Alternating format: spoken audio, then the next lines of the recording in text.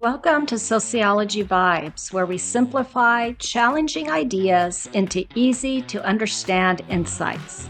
Stick around to see the world and your life in a different way. Today, we focus on explaining Max Weber's definition of social class, a type of social stratification system that maintains social inequalities. German sociologist Max Weber believed that social class is defined by three different components of status. One, economic, which he referred to as class. Two, power. And three, prestige. According to Weber, economic status is associated with wealth. Wealth is defined as assets we own that have a financial worth minus our debt. Weber defined power in terms of political influence, and he defined prestige as the amount of stature or regard that a person has in the way others view them. These three components tend to be interrelated for the most part, yet, according to Weber, some groups of people might enjoy these three components in different combinations. So for Weber, a system of social stratification or inequality based on social class is not just economic, meaning it's not just about wealth.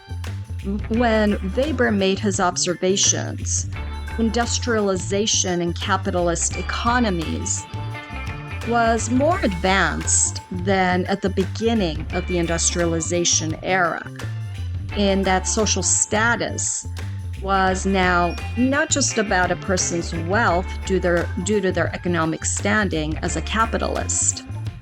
Rather, new occupations emerged, such as those of managers and other professionals who enjoyed prestige but not great wealth.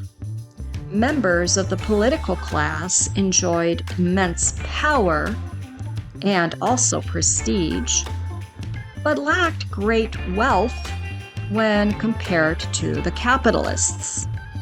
According to Weber, these three components of wealth, power, and prestige have to be taken into account when defining social class.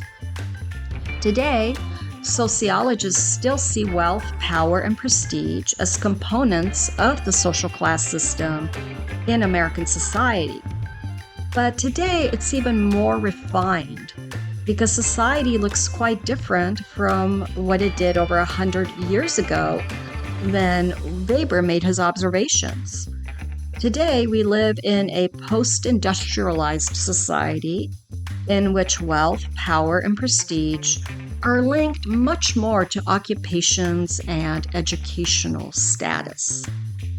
When we compare different social classes today or historically, there are drastic differences in lifestyles and opportunities, which sociologists refer to as life chances.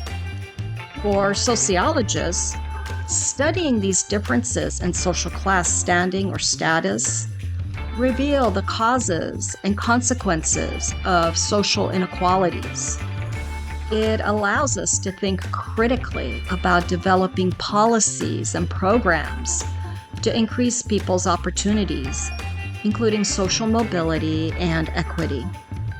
While it might seem that in our everyday lives that our social standing in society is mainly due to our efforts or lack thereof, choices, or even luck, when we apply the sociological perspective and observe society from a wider lens beyond our everyday lives, we get a very different picture.